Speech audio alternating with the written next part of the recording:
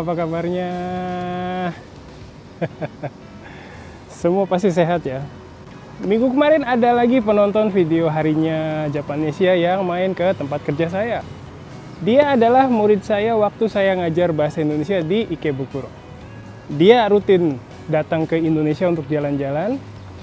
Setiap kali ke Indonesia dia pasti hubungi saya dan main ke kampus. Kali ini dia cerita ke saya kalau dia berhenti dari pekerjaan sebelumnya dan sudah mulai bekerja di tempat yang baru. Tapi sayangnya setiap kali dia datang ke kampus, saya selalu sibuk jadi nggak bisa ngobrol dengan santai. Biasanya rambutnya pendek, tapi kemarin rambutnya panjang. Jadi saya sedikit kaget. Orangnya santai dan asik banget. Nah, pas teman saya datang, sebenarnya di kampus sedang ada seminar tentang pekerjaan di bidang hospitality. Seminar ini diadakan atas kerjasama dengan Alpico Group yang ada di Prefektur Nagano. Perusahaan Alpico ini perusahaan yang besar banget. Jadi mahasiswa saya beruntung bisa belajar dari mereka. Seminarnya 2 hari. Nah, saya kebagian jadi penerjemah di hari kedua. Isi presentasinya tentang perkembangan transportasi dan wisata di Prefektur Nagano. Jadi isinya lumayan susah, tapi beberapa hari sebelumnya saya udah terima materinya. Jadi saya udah terjemahin dulu sebelumnya. Wah, kalau terjemahin langsung repot juga. Terus minggu kemarin ada juga penonton video harinya Japanesia yang main ke perkuliahan presentasi bahasa Jepang. Kali ini dia nggak cuma lihat-lihat aja, tapi dia juga presentasi mengenai Jepang di depan mahasiswa loh. Tentu saja presentasinya pakai bahasa Jepang. Isi presentasinya adalah hal-hal umum aja, misalnya tentang musim, pakaian tradisional Jepang, upacara masuk sekolah, dan lain-lain. Walaupun isinya cuma hal yang umum, tapi mahasiswa senang banget bisa lihat langsung orang Jepang presentasi. Mereka juga banyak kasih pertanyaan. Baik di perkuliahan bahasa Indonesia maupun bahasa Jepang, saya berusaha buat kesempatan murid saya untuk pakai bahasa yang mereka pelajari sebanyak mungkin. Kalau ada yang mau presentasi tentang Jepang ke mahasiswa, silakan hubungi saya aja. この度ジャパネシアが対面学校クブンバーサーを開くことになりました。ジャパネシアの講師とマンツーマンでしっかり学べる場所です。場所はスナヤン駅から徒歩3分ほど、プラザアシアの16階 HQ オフィスにあります。開放的なスペースで勉強しても OK。 レッスン用の教室もご用意しています。今は無料体験レッスンを実施中です。ジャパネシアの講師と一緒にクブンバーサでインドネシア語を伸ばしてみませんか？まずは無料体験で待ってます。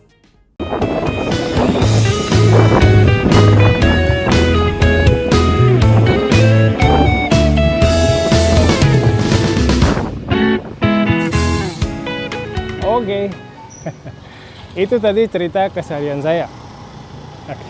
Berat, ada di.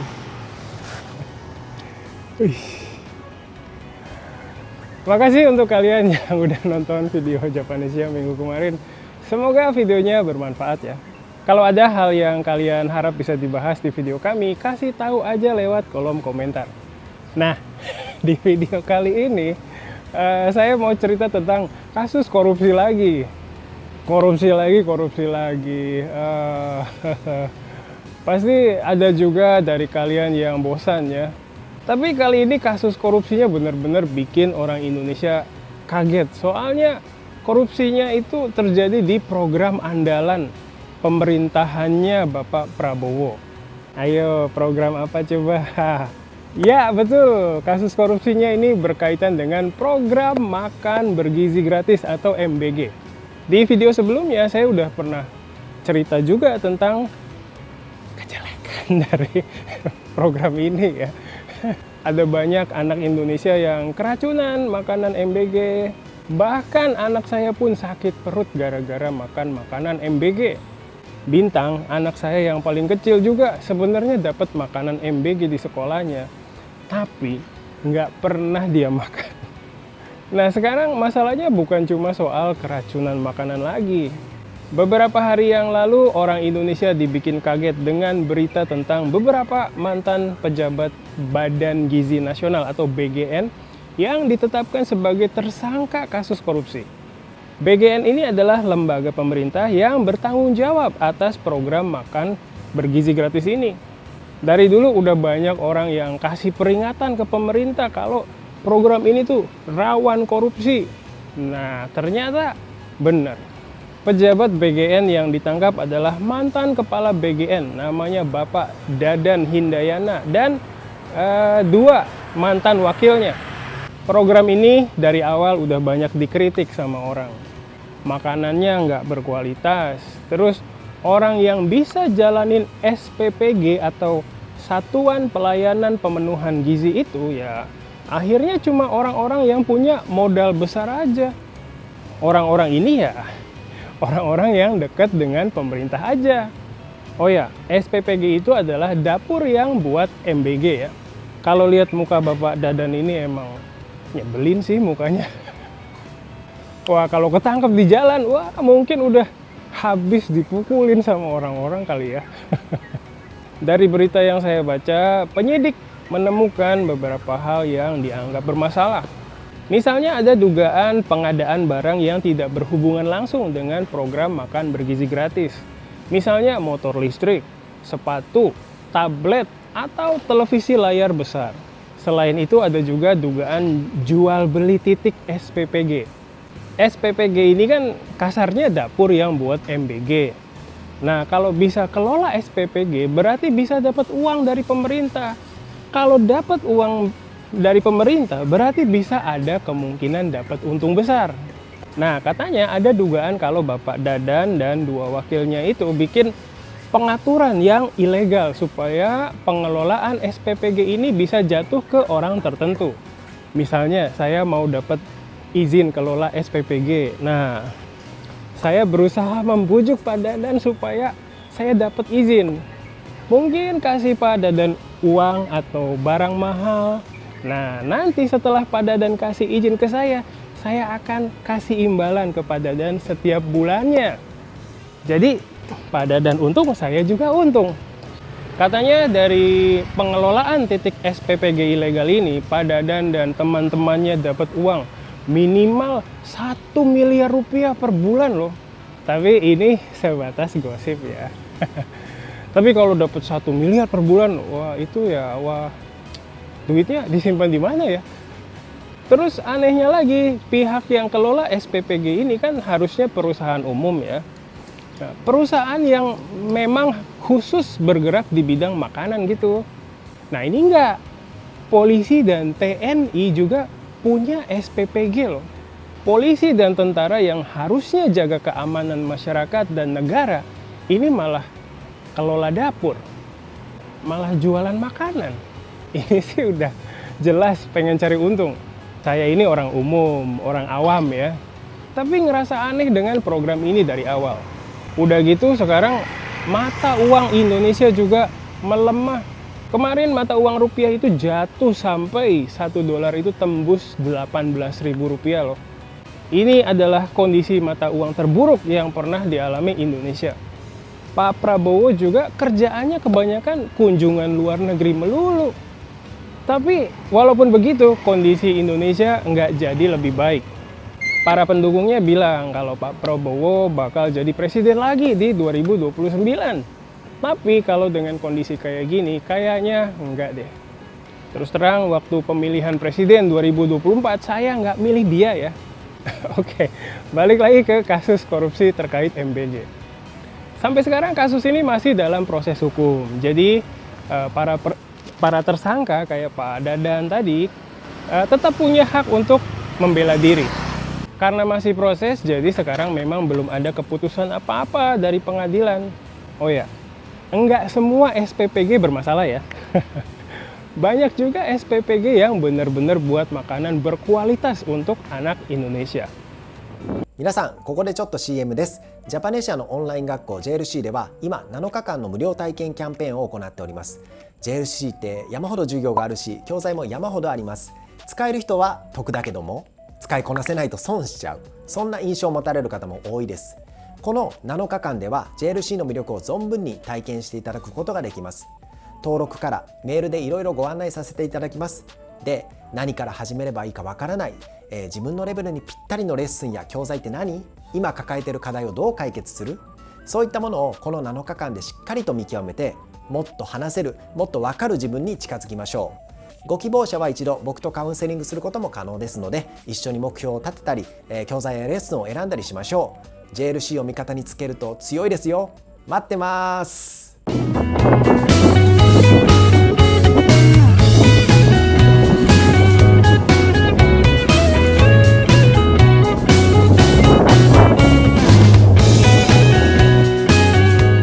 はい、ここからは日本語で話します。今回の動画で、インドネシアの学校給食プログラムMBGに関する汚職事件についてお話ししましたけれども、いかがでしたでしょうか。こうしたニュースは少し難しい内容かもしれないんですけれども、インドネシア語だけじゃなくてインドネシアの社会について理解するいい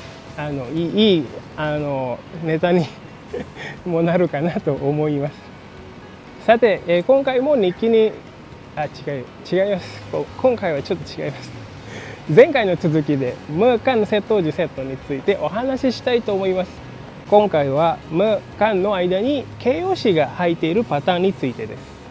まずmelebarkanという単語があります。これは無間の間に広いという意味のレバルが入っている単語です。なのでmelebarkanは広くするという意味になります。例文は例えばpemerintah Jakarta akan melebarkan jalan di daerah ini です。それからmeluaskanという単語もあります。これは無間の間にまた広いという意味のluasが入っていますので、meluaskanは何でしょうね、範囲を広げる、何かを広くするという意味になります。例文は例えばtahun ini perusahaan itu akan meluaskan usahanya という、例文です。そしてmemanjangkan という単語もあります。これは無間の間に長いという意味のpanjangが入っていますので、memanjangkanは長くするという意味になります。例文は例えば、dia akhir-akhir ini sedang memanjangkan rambutnya です。ここまで見てみると分かるようにmelebarkan、meluaskan、memanjangkanはすべて形容詞が無間の間に入っていますね。そして大体その意味が何かを何々するという意味になります。しかし皆さんはmelebarkanではなくmemperlebarという単語を見たこともあるかもしれないですね。例えばmelebarkan jalan とmemperlebar jalan は、どちらも使うことができます。またmeluaskan usaha とかmemperluas usaha とかも同じようによく使われます。意味の違いはほとんどないですけれども、memper を使った形式の方が少しフォーマルな印象があります。なのでニュースや新聞などではmemperluas やmemperlebar の方をよく見かけることが多いんじゃないかなと思います。しかしやっぱり例外があります。例えばmemanjangkan は何かを物理的に長くするという意味に対して、memperpanjang は少し違います。memanjangkan の場合は、memanjangkan rambut とか、あとはそうですね、memanjangkan kuku とかで、大丈夫ですけれども、memperpanjang ですね、memperpanjang rambut とか memperpanjang kuku とかっていうフレーズはないですね。memperpanjang はどちらかというと期間や時間を延長するときによく使われます。例えばmemperpanjang visa はビザを延長する、ビザを更新するという意味になります。それからmemperpanjang kontrak は契約を延長する、契約を更新するという意味ですね。